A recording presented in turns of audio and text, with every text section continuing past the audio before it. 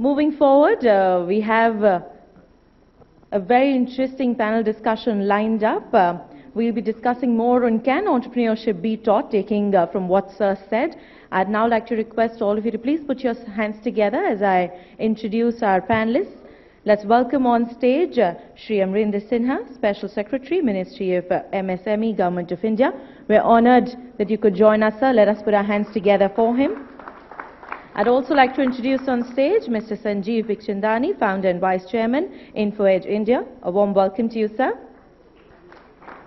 It's still early in the morning, so I'm sure we have more energy, so let's put them in our applauses. Let's welcome Mr. Kalra, Chairman and Group CEO, Make My Trip.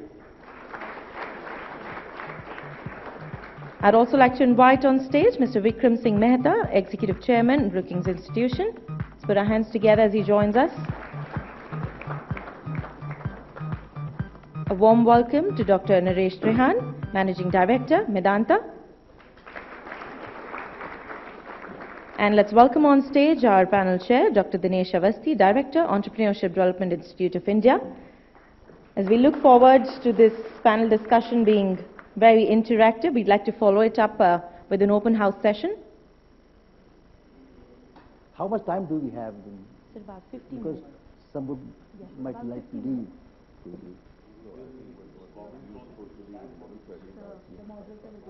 Yeah. Half an hour, 40 minutes. I know, Dr. Dinesh. Dinesh, are you giving us 5 minutes for just our opening remarks, followed by the discussion, or shall we get into the discussions? No, I'll just open and then leave it to you. Let's do it for 45 minutes. 45 minutes session is. Okay. All right. All yours, Dr. Avasthi. So good morning, friends. We had a very exciting lecture by Professor Khera. This session has very distinguished panel, and except me, probably nobody needs any introduction. We have right from there Sanjeev Bikchandani, who is founder vice chairman of India Edge, more popular in the Naukri.com, the person. The next is Kalra, Make My Trip. He has earned quite a bit of money from me as well. We have Mr. Amarendra Sinha, Special Secretary, Ministry of MSME, Government of India. We have Dr. Naresh Trehan, very renowned professional, medical professional, and MD of Medanta. And to the left, we have Mr. Vikram Singh Mehta, Executive Chairman of Brookings Institute. So it's such a distinguished panel on the subject that can entrepreneurship be taught. Now, my take is that we need a very large number of entrepreneurs who create wealth and who create employment in this country. That's the first take. Second take is, there are two sources of entrepreneurial supply. One is autonomous, but this autonomous supply has fallen far short than what we need. And if this autonomous supply is short, we need to induce. Now, how do we induce? Is one of the ways is to create a kind of ecosystem where people automatically come forward and become entrepreneurs or get interested in entrepreneurship, which in India is relatively big. A lot of startups are coming up, no doubt about it. This is a very recent trend, but lot more needs to be done. Now, whether it should be taught or it should not be taught, whether it can be taught, whether it cannot be taught, there are two schools. We are very clear about it. One feels that entrepreneurs are born. Well, you don't have to teach them entrepreneurship.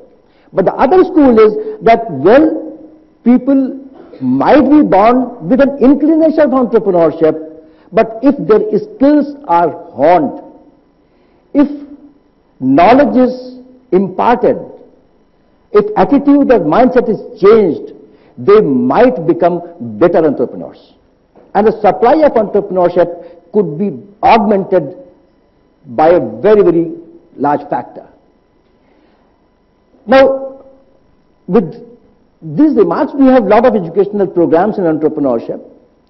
We have training programs like entrepreneurship development programs, cluster development programs, where we promote entrepreneurship like anything. We are introducing entrepreneurship in education system at school level, so that right from the childhood, people start thinking in terms of entrepreneurship as a career option. In fact, one of our studies, which indicates that most of the students, about 96% of them, did not want to become entrepreneur when we asked, what is your career choice? They wanted to become doctor, engineer, bureaucrat and everything, but entrepreneur.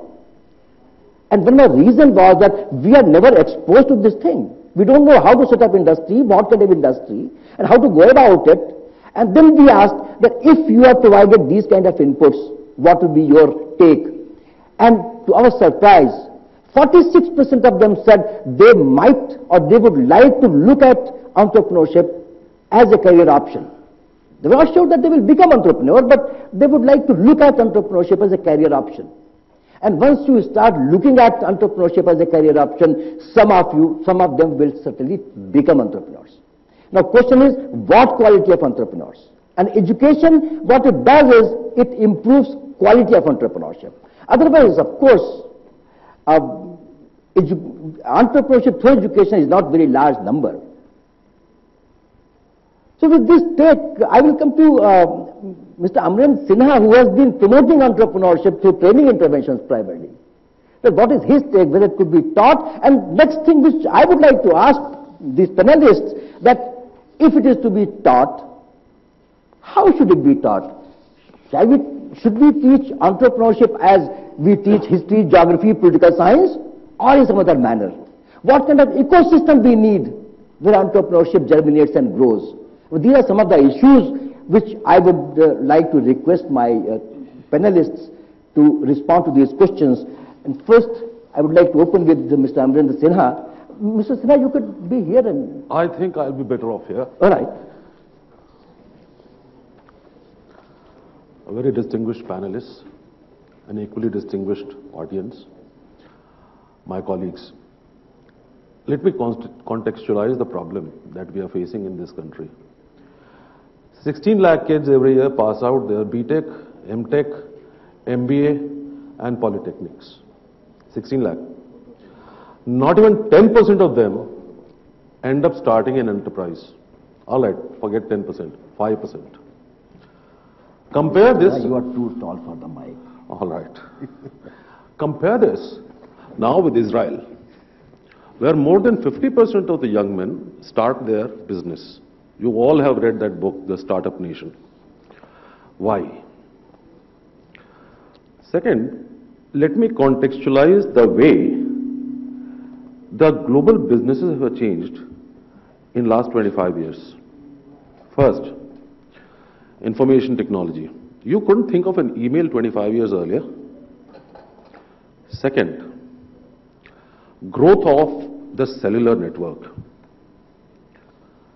3, the growth of smartphones. Smartphones by 2017 will have more smartphones will overtake all this. Now put all the 3 together and then look at the growth of e-commerce as a platform, which is a huge opportunity for our entrepreneurs or entrepreneurs across the world, because it has broken the barriers of entering the market. You needed X crores or X 100 crores to create a brand equity and a brand image. Make My Trip did not do that. They entered a space which obviated the need of going to a travel agent. And it was very great ease of doing business. And then if you noticed Make My Trip, and I have been watching very carefully, and I must confess, I am also your customer. So then they entered the second space, tied up at the back end for stay places. I don't know when they are going to tie up for the eateries, because culinary tourism will increase. Look at the way Naukri.com evolved. Here is a case of somebody entering a space which Earlier, you had to go to employment exchange or rely on your contacts for getting a job. Now take all these 4-5 factors together, e-commerce included, and then look at the use of data analytics now, which has increasingly, whatever you are doing, whatever service you are selling, whatever product you are selling, ultimately it is the consumer behavior which is determining your growth. The big data analytics, which I know both of them are using, the understanding of consumer behavior to be one up in the market, this very complex but easy to use IT systems has changed the way we are doing business. And lastly, the global crisis which took place in 1931, it led to closure. All these trends have only accentuated and no closures took place. No country said, sorry, I am not touching you. Everybody has become a globalized. It is in this context that we are talking about entrepreneurship and starting of entrepreneurship.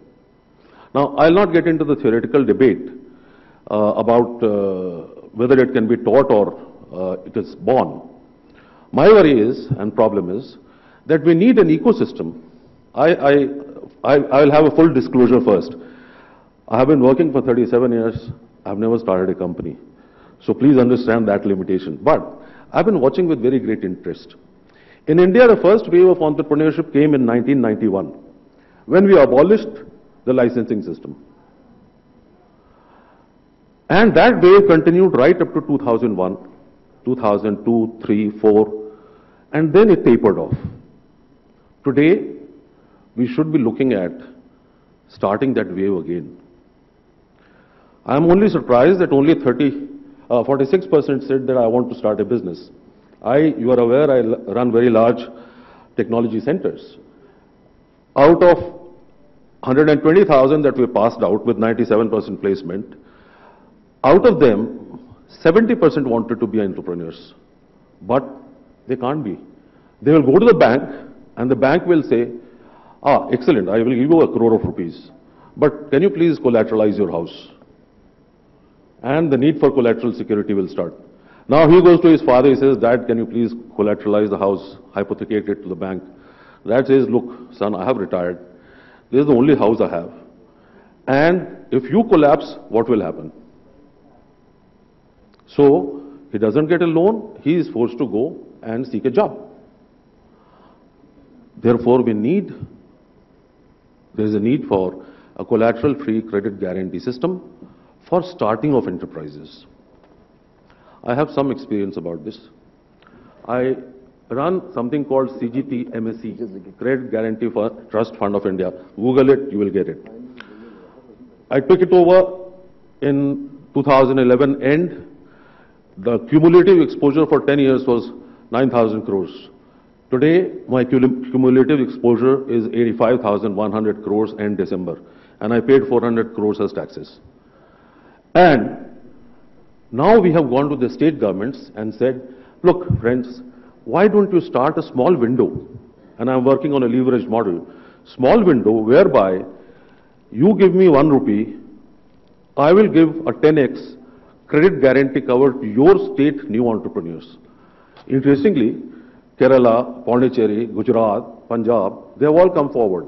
And we propose to start this system by March 31st this year. I don't believe in 5-year plans.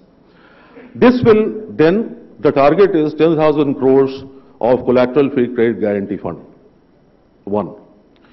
Second, we don't have in India any technology business incubator. The system which Israel is following, which US is very prevalent, technology business incubator where I can go, productize my product, and then launch it in the market, and then move out and start manufacturing.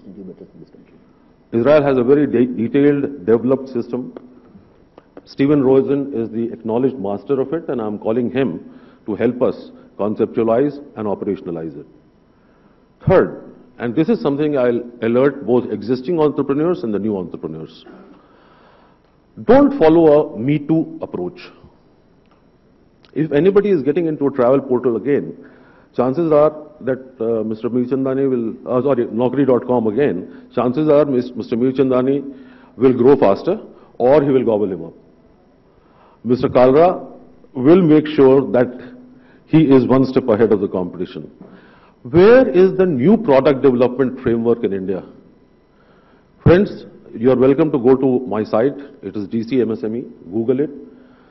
There are 195 products where the research is complete, the productization has been done, the patenting has been done by Indian Institute of Science. There are 641 products where the same thing exists in CSIR laboratories. Both of them, both the lists as well as technologies are on the net, on the site of the office that I run.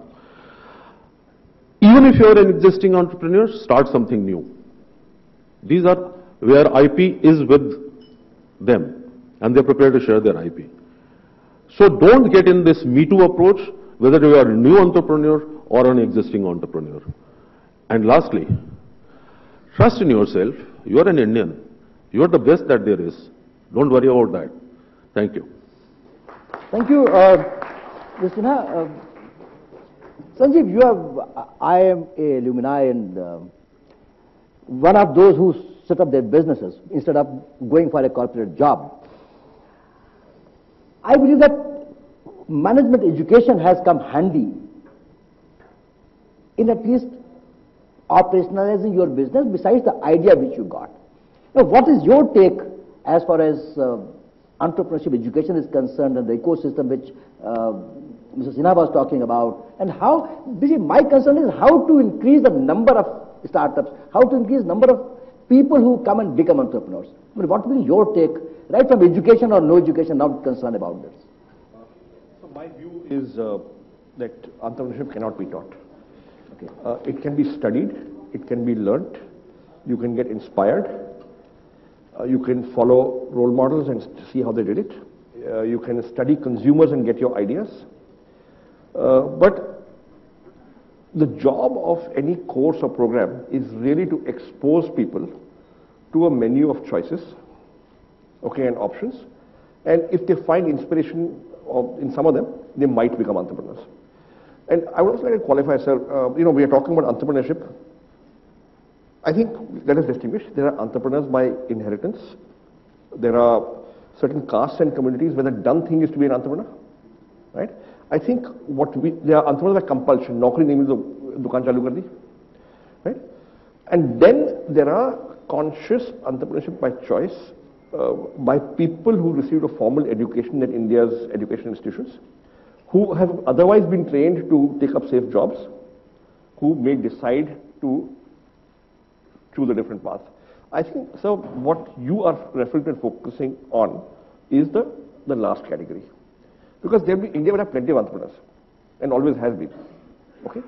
But it's this kind of entrepreneur, the new kind of entrepreneur, who has no family background in business entrepreneurship, is what I think possibly you are referring to, and you want to encourage that kind of entrepreneurship. Right? So coming back to the topic, sir, I don't think it can be taught, but it can be learned. You can be inspired. Aap dekhiye, I am Ahmedabad mein, Professor Sunil Handa's course on laboratory and entrepreneurial motivation. He has I asked him a couple of years ago, how many people, he has been taking this course since 1992, how many people have attended this program? And he says about 400. I said, how many became entrepreneurs? He said 240. Now, his course is entrepreneurial motivation. It's not about how to write a business plan, how to raise money. If you can spark the desire to become an entrepreneur and put that key in somebody's head, he will become an entrepreneur. I think it's about inspiration and not about teaching as such. Thank you. I would see in entrepreneurship. Let us stay with that question, and I would be very keen to hear both Mr. Kalra and Mr. Mehta. Exactly, that's what I'm coming to. For any business or any activity, you need three things: knowledge, skill, and aptitude. If you have a lot of knowledge of read hundreds of books on horse riding or swimming, and then you jump in a pond without skills, you know what will happen. So for entrepreneurship also I believe that you need skills, you need knowledge, and knowledge and the skills could be acquired through education. Attitude, which Sanjeev is very rightly saying exposure, motivation. And I would just like to add that we run a 2-year program in entrepreneurship, and 68% of students start their ventures in first very year, after 2 years of course. This is just a statistic which has been evaluated by outsiders. I would like to come to Deep, who created a kind of different business model. He is the first in this industry. What is your take on entrepreneurship education per se, but more it can be taught and how it could be taught, and what kind of ecosystem we require to really promote a lot of entrepreneurs? Sure. Hi everyone. So I think the ingredients you mentioned, sir, are very relevant. The last one I'd like to just call it, maybe there's that magic salt or that magic ingredient, you want to call it passion. So I don't think anyone can become an entrepreneur and a true entrepreneur because you will go through a lot of troughs without that passion. And so I'll give you a little bit of a very, very quick story. I know we're short on time. You know, you can get a dream start. Mr. Sinha spoke about some people will give you early stage funding, and now you're all hearing about venture capital, angel funding, and so you might get that straight away. People are getting that on business plans today. But the majority are not getting that. That's the reality. Majority of people, investors will say, please come back, show me progress. If you've made a product, then that's nice. If you've started marketing, they'll have milestones. And that's reality of life. I don't think we'll become Israel overnight. I don't think we'll become, many of these other countries. The ecosystem takes time. Good news is changing. The point I was trying to make is, so I got early stage funding. I had worked for 8 years in corporate jobs in banking, good companies like GE, and then I think it was a calling. I didn't take any of the entrepreneurial courses in IIM Ahmedabad. So I wasn't even thinking about being an entrepreneur. But I think for me it was part feeling of ennui maybe, of fatigue, and of even getting completely put off by bureaucracies of big companies. And on the other side there was a lure and an excitement about doing the new, and the internet provided a great platform. So we got a dream start, we got early stage funding on a business plan. I had very little money. I don't think that's real entrepreneurship, I have to be very honest. Within a year, everything changed. 2000, 2001. In 2001, dot-com bust, 9/11 happened, SARS happened, dot-com world crashed, internet travel, everything crashed. It was a very tough time. We've all lived through that. That's the time when I think we became, me, two of my senior colleagues who became co-founders, we became real entrepreneurs. Because we had to buy back whatever we could from the venture capitalists. We had to learn a lot of the tricks of the trade, distress valuation, what you do. And for the next 2 years was trial by fire. There was no money. There was always enough to pay 2 months of payroll. So you're living by the edge, and obviously as an entrepreneur, you draw nothing. And that, when you look back, at least for me, 2001 to 2003 were the defining years for Make My Trip, and for me, we were real entrepreneurs. And a real entrepreneur will only go through this crazy, crazy, crazy time if two things, and both things must make sense. One is, analytically, you are saying, I'm getting better. And in our kind of business, like you said, sir, with analytics, we really measure day by day. We actually measure hour by hour. So what happens to each line of our business, and we have 10 different things we sell, this hour compared with the same hour last week, so that you take away the day variation. So you can't compare a Friday with a Saturday, etc. You compare a Friday 11 a.m. to a Friday 11 a.m. last week, adjust for any holidays. That level of analytics tells you, are you improving week on week? Or are you improving hour on hour? And it's really important even if it's incremental. And then you take stock, let's say every month you review and you say, are you on the right track? So the last bit of what Mr. Khera said is very relevant. I think direction is everything. And then you need fuel to make those lines cross. Your cost line has to be taken over by the revenue line. Simple business, everyone knows that. Housewives know that better than anyone else. But you need fuel for that. And the fuel can come either by external borrowing, lending, funding, or by cutting cost. So that's the other thing, and that's called bootstrapping. I think anyone who has lived through a bootstrapping phase, which is longer than a year or so, is truly an entrepreneur, because you've seen the tough times. And the good news is that that is going to serve you so well in future, because nothing will freak you out if you've lived through that. We've seen enough downs after that. We've seen the airline industry threatening, collapsing, changes happen. And I think most of the time we sit back and we say, okay, nothing's going to happen with panic. We've seen worse. We'll probably survive this. We'll probably come out stronger, which is so true. So I think the real test for entrepreneurship will only be through a tough time. But we should not be delusional either. So the only last comment I'd like to add is that missing ingredient, you know, Sanjeev has covered on education, all of you are more experienced than me, I think is this thing called mentoring, which we tend to gloss over. And the value of mentoring, of finding the right mentor/mentors, and then using them, and the mentors giving you the frank advice, even if it's critical.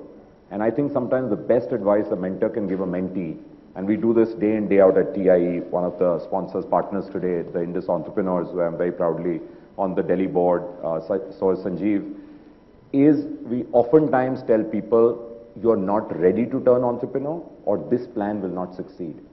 And there's a great value. If I look back in this 15-year journey, there have been so many people, one to my right, who's been on my board for 5 years, still an advisor, and many other people I have shamelessly approached for advice, got phenomenal advice. People are busy, but entrepreneurship is not giving up, so you have to be dogged, you have to be persevering. If there's a fit, I mean, there's little point in going to, you know, Dr. Trehan for anything beyond the 10 things he's very good at. He'll say 2, but there are 10 things. But you can't go to him for internet, right? It doesn't make any sense. But if you go to Sanjeev for... You don't know, last 1 year he's been working on the internet a lot. Okay, I stand corrected. Stand corrected. But I'm saying find the right mentor, be very specific with your question, and be ready to hear some harsh advice. Sometimes that advice is you're onto a wrong thing. If you've got a mentor who's only going to make you feel good and say, "Acha kar rahe ho, theek kar rahe ho, ye karte raho," that's not what you went there for. That course correction, the direction correction, call it pivot nowadays, that's a very cool, sexy word, and companies have pivoted. Nothing wrong in that. A good entrepreneur will pivot many, many, many times because the scenario is changing. The rate of change is crazy today with technology. So if you have that kind of spirit in mind, I think you'll figure out the way. But sometimes you're not ready, and that's the job of a mentor, to tell you, to show you the mirror and say, are you really ready? And it takes time. So my 2 bits, sir. Yeah. Thank you very much. With a lot of business experience, Mr. Vikram Singh Mehta is an icon in industry and business. May I, your call, what is your call on these issues? And particularly, you know, again, the concern is what kind of education? I mean, mentoring is also a part of education. You get a lot of education while you talk to entrepreneurs. So, if you take entrepreneurship in a very broader sense, in which no license, it includes mentoring or incubators and everything, where we need to guide our young talent who is willing to take risk much more than what our generation used to take. So, what is your call on this, Mr. Mehta? See, I mean, the question is, can entrepreneurship be taught? And the answer is yes, anything can be taught. I think you have to redefine that question. Should it be taught? And here I think you can be much more granular. Clearly, the methodologies, the tools, the processes are for creating a new business, for understanding what's required in converting an idea into a business success, need to be understood and learnt by all of us, whether we are eventually going to be entrepreneurs or whether we are going to work for a large business institution. That is almost a sine qua non for success. So to the extent that all of us who have run businesses, whether as individuals with ideas or whether as part of a large institution, need those tools, I think entrepreneurship needs to be taught. So that's, I think, pretty obvious. The question I think is asked though, because people assume that we are born or with an entrepreneurial gene, or we have an entrepreneurial mindset, or there's something unique about all of us who are prepared to take calculated risks, you know, in order to convert our business idea into something more, you know, something tangible. And I actually, you know, come from a family of bureaucrats. And I don't think any member of my family has ever been in business. And I also had only one aspiration as I was growing up, and that was to be a bureaucrat. So the first job I did was in the IAS. I did the exam, I succeeded, I spent 2 years in the IAS, and then I woke up to the fact that that was not what I wanted to be in. So I resigned. And I had done my graduate thesis on energy, and so I entered the energy business, and I actually spent the next 25 years of my life between private sector and public sector in the energy business. But I and I created a business too, in that, you know, Shell in India, when I came here, I'd run a big business. I was CEO of Shell in Egypt, but I came here, there was not a single person in India with Shell. And today, when I left, not today, 3 years ago, it was one of the largest energy companies in India. But I don't think I can call myself an entrepreneur in the same way that Sanjeev or Deep or others did. I did not have an idea. What I did have was the backing of an institution, you know, and I did not have to take the kind of risks that they did. So a real question that I asked myself today before I came here is, what differentiates me from, say, the people on this panel? And I suspect one of the things that differentiates me is the kind of the upbringing, the ecosystem, or the environment in which I grew up, the influences on me. The influences on me were such that I actually did not have any inclination to go out there and take a risk. I wasn't prepared to take risks. I was prepared to go out there and run a business. And I had the processes. I was well educated. I had 3 degrees before I actually joined business. So I had all the methodologies, all the tools, all the thinking processes to run a business. And I think I ran a business successfully. But did I have the mindset to go out there and say, this idea is something that I want to create, or I want to convert into a business? I'm going to take the risk to go out there on my own, to raise the funds, to create the business processes, to ensure that I hire the right people, and I'm going to go out there and collateralize my father's only home, if necessary, and go out there and take that risk. I didn't have that inclination. So to that extent, I don't think that level of entrepreneurship can be taught. It is a part of your, maybe, you know, DNA. I think that's the difference between the people on this panel and me. I have great admiration for what they've done. But there may be 100 other people who have not succeeded, who have also done the same thing, and we don't talk about them. Put me in the same. Yeah? No, you're also a great. I'm like you. No. You're very much like them. I have the greatest of admiration for everyone in this panel because of that. And I often ask myself that question. I look at my 2 daughters, and I ask them, will they ever join the IAS or the IFS? No. Will they want to set up businesses? Yes. Why? Not because of their father, but because of the system, the environment in which they grew up, where people were basically looking for getting out there and doing something on their own. They did not want to be straitjacketed. They did not want their creativity to be straitjacketed by large institutions, by bureaucratic processes. That is, I think, what is the real differentiator between me and the others. So against that backdrop, what are the real keys? The key is of course, you need the tools, you need the processes, but you need luck also. We didn't use that word luck. There is a need for us to be able to be in the right place at the right time. I know that, for example, some of the biggest businessmen in India, and I won't mention names, but you can even guess, they were on the edge of bankruptcy. Today, they are amongst the biggest businesses. What converted them, what pulled them back from the edge was luck, as much as their ideas. Luck. Luck is also important. Geography is important. Tools are important, methodologies, but culture and luck. You have to have the right sort of attitude, you have to have the right inclination, and you have to have luck. So, can entrepreneurship be taught? Of course, there must be a process of teaching them. You must teach them both through formal processes like what the institute you have, but through the informal also mentoring systems that was talked about. So it's a combination of formal and informal. So the medium through which you teach entrepreneurship should not be one that is so clearly defined. But ultimately, entrepreneurship is something that is unique to the individual. Thank you. Mr. Mehta, you are, though not an entrepreneur, but you are an intrapreneur, and very successful on that.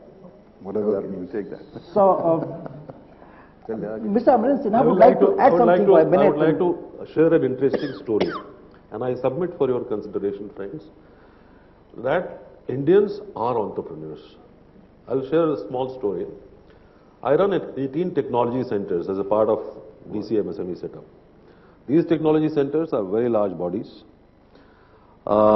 last year, my business model is I make money from three places actually.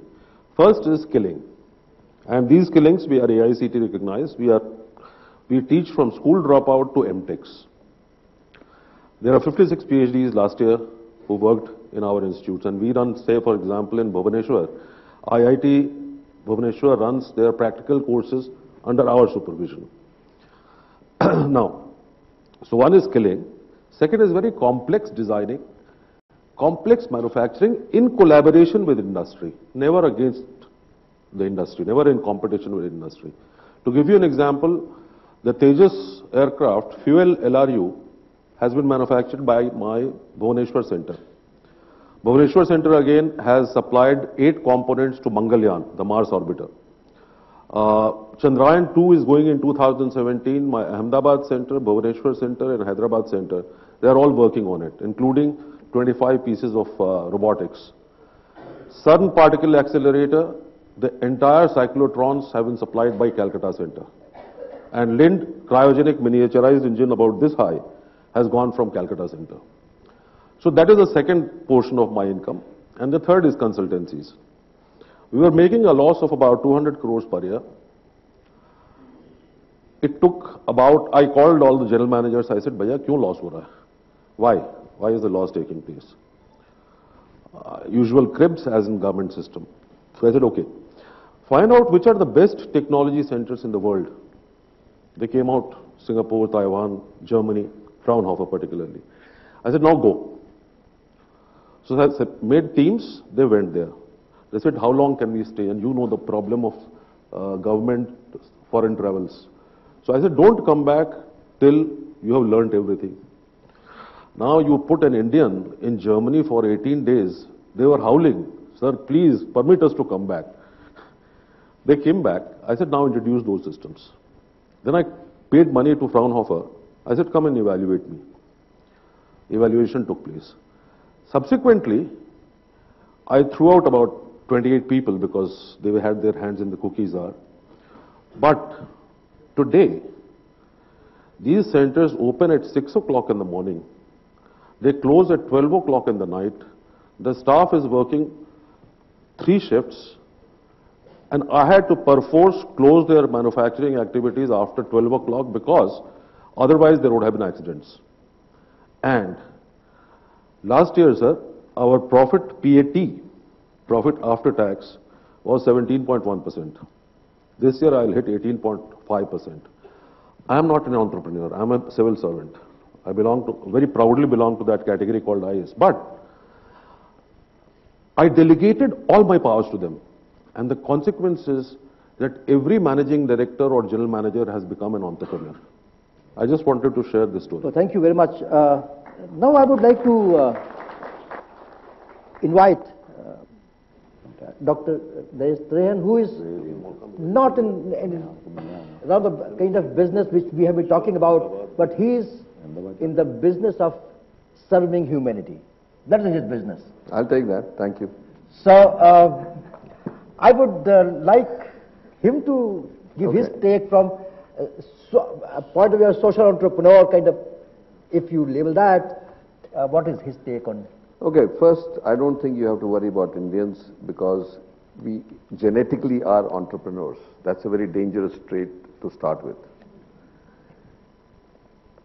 If you look at historically, anywhere in the world, no matter the smallest island where the population was 10, there was always an Indian there selling something or the other. So it is historical in our genes. If you look at the Gujaratis and the Marwadis and the Sindhis, they were frontier people from the very beginning of birth. And Sikhs. And yeah, Sikhs were more on the Burma border. One of the things that I worry about is that every Indian wants to be an entrepreneur, even if they are working. And you just heard about the biggest scam in the government offices, that these are workers who decided they were entrepreneurs. So the word entrepreneur is not universally a good word to use. So for any society, and people give examples of Japan, Singapore, Israel, there is a national character in each one of those nations. Unfortunately, we don't have it. And I asked this question to our President Pranab Mukherjee the other day because he's been disturbing me. Now, what is the Indian character? We don't have a character. So he gave the example of Gandhi Dandi March. He says there were about over 100,000 people in Sabarmati ashram when Gandhi announced that he was going on the Dandi March to break the law, the salt law. And there were going to be arrests and there were going to be some beatings. He said only 70 people left with him, the 100,000 stayed behind. That's the Indian character if you go as far back as that. So when you talk about entrepreneurship, and we have talked about great businessmen, there has been many, many bad practices also. And we have gentlemen who have transformed the way business is done, and that's a great thing. But I think to be standing on a podium and willy-nilly praising entrepreneurship without responsibility, I think is a very dangerous trend to set. So when you look at Japan and you want to emulate Japan as an entrepreneurial society, in Japan, an average Japanese never changes his job. In Germany, they'll start in the same company and they die in the same company, they retire from the same company. So there is a mix of balance that a country requires. And that balance has to be, one, first responsibility, second value system, and then igniting the entrepreneurial spirit in people who actually are actually educated or skilled or perseverance enough, and then they should become entrepreneurs rather than saying, my class of 199 became entrepreneurs. Just ask how many failed. How many households have been ruined? How many people have committed suicide because of the fact that they thought in the mistaken idea that entrepreneurship is a great thing to do and I want to work for myself? Fine, but the spirit is not to be crushed, but it is not to be propagated with success stories without people understanding how that success took place. I think that's the responsibility we all have. So yet somebody called me an entrepreneur or a successful business, whatever you may call me. But it took 40 years to reach where I am today. And my driving force was Obsession India. I was one of the most successful surgeons in the United States. I still have not made the amount of money I made in 1988 in New York. But my whole thing was that India has got derailed by our history.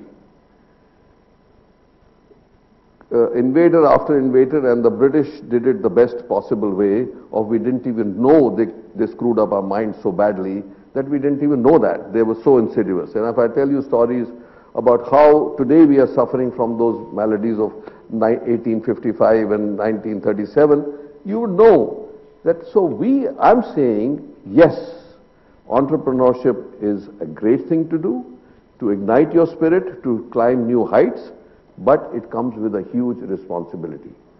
Responsibility first to yourself, to your family, to your employees, and the kind of business you want to do and the practices that you want to indulge in to reach that success. Because you can see how many of them are in jail and how many will go to jail in the next people who we toasted on the cover of Forbes as the richest and the most successful entrepreneur. You don't want to be one of those. You want to be a successful entrepreneur, but you want that dignity and respect more than anything else. So skilling, I think, is the most important thing India needs today. 10 million people will come on the job market. We have 1 million jobs a year available today. I am also part of the skilling. I head the Health Sector Skill Council. After 7 years of discussion around planning commission tables, we have at least formed a. But we must understand India is on fire. That same dividend that we are talking about of young people, that same dividend could burn this country. And it could be our biggest danger that we are facing. So all of us must commit ourselves to doing things which eventually will ensure the future of our children and our grandchildren, and not be so greedy as to say, I don't care, I just need to get on the cover of a magazine which says I made so much money. Yes, success is great, but success without responsibility and social give back is not success in my view. Thank you So very that's the much. perspective. I'm sorry I took so long, but I think it's a dangerous thing to talk about entrepreneurship as the greatest thing that hit the earth. So thank you very much. I mean, in fact, when we are talking about entrepreneurship, we are talking about socially responsible entrepreneurship or the ethical entrepreneurship. I mean, we are not talking of creating Sugarland Bakhias or crooks. When we talk of entrepreneurs, we will have people like you or Sanjeev kind of thing who are doing ethical business in this country.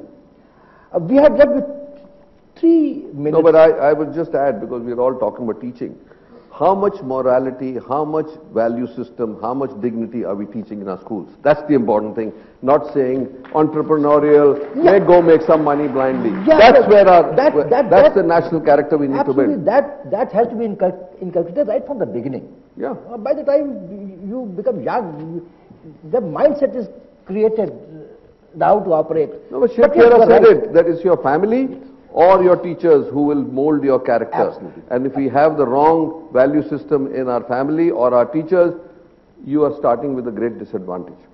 Thank you very much. We are left with 2 minutes, and could I ask a quick question to the panelists that how we create or increase entrepreneurial supply in this country, what kind of ecosystem they think is critical for augmenting entrepreneurial supply or startups. And when I say startups, what Dr. Trehan is saying, socially responsible businesses. Just 20 seconds each, please. Well, I think it's about getting people to interact more with people who've been through the journey so they can share their experiences and hopefully, possibly inspire, guide, mentor. I think it's more about that than anything else. Thank you. Yeah, totally agree with that. I love what Dr. Trehan said, that, you know, let's not get carried away with only the success stories. For each one, the reality is there are probably 99 or 999 which didn't make it.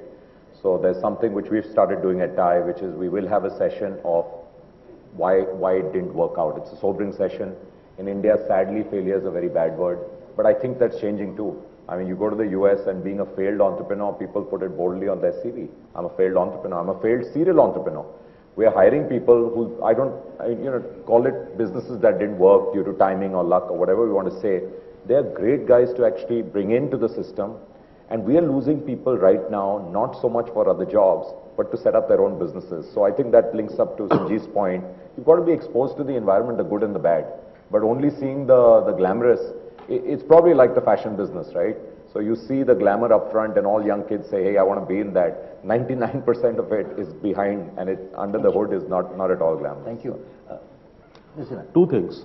First, we need to scale up what the Indus entrepreneur is doing to a national scale. This matchmaking is not happening. Second, I am familiar with what TIE does. Second, in manufacturing, there is going to be a game changer. Just as IT was a game changer, in manufacturing, 3D manufacturing is coming. Plastics, metal additives, laser sintering. This is going to be a game changer, because then this is the ray of hope I see in beating China. Imagine that my design house is in Gurgaon or Bangalore, and I am giving a real-time manufactured article in Gujarat to Ford Motors. So this is going to be a game changer, because I am using the cloud. There is going to be a game changer, and we as a country are not ready for it. We should get ready for it. So these are the two things that I think will change. Sir, I think I said enough. all right. Just say. I think there's no dearth of ideas, no dearth of people with great ideas, with the desire to go out there and take calculated risks in order to convert the idea.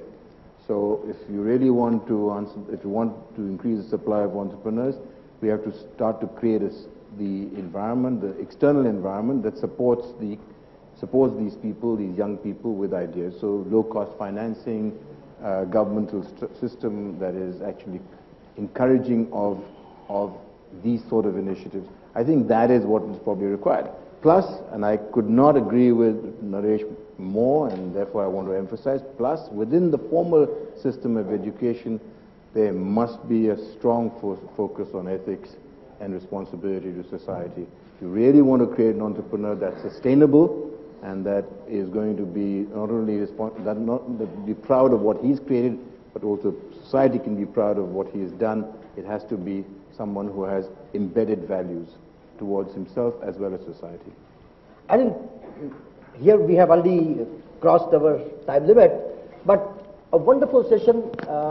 My take is that, well, entrepreneurship needs to be promoted, but the kind of entrepreneurship what we need to promote is ethical, socially responsible business, education, degree-led, formal or informal through mentoring is important. So mentoring is very, very important. And the ecosystem which needs to be created, with Mr. Sinha initially talked about, that we still need to create an ecosystem where young people come forward and take risk. India has been very harsh on failures. I think we need to learn to accept and appreciate failures. I have yet to see any scheme of the government which will entertain failures. Once you fail, banks are not willing to touch you with a bamboo. So this is a harsh reality, and we need, this is a process, we need to change it. I would like to thank all the wonderful panelists, and 3 cheers to all my panelists. Thank you very much, sir, for making this very, very exciting experience. Thank you, sir. Thank you very much. Thank you so very much, gentlemen. I'd like to thank our moderator as well, and may I now request Sunita to please join us on stage and thank each one of our panelists and our manager. I'd like to request our panelists to please bear with us a couple of minutes. Dr. Trehan, please give us an opportunity to thank you for your presence. We'd like to thank Shri Amarendra Sinha. Dr. Trehan, thank you so very much for joining us, sir. Shri Sinha, thank you for joining us, sir, and sharing your thoughts.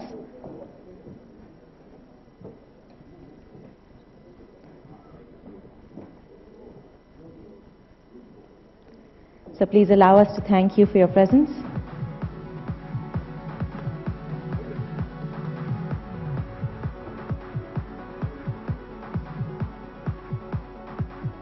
A group picture to capture the memories. Thank you. Gentlemen, may I request you to please bear with us for a couple more minutes. And Shri Sinha has kindly agreed to stay with us for a few more minutes. So I'd like to request you to please give us a little more company.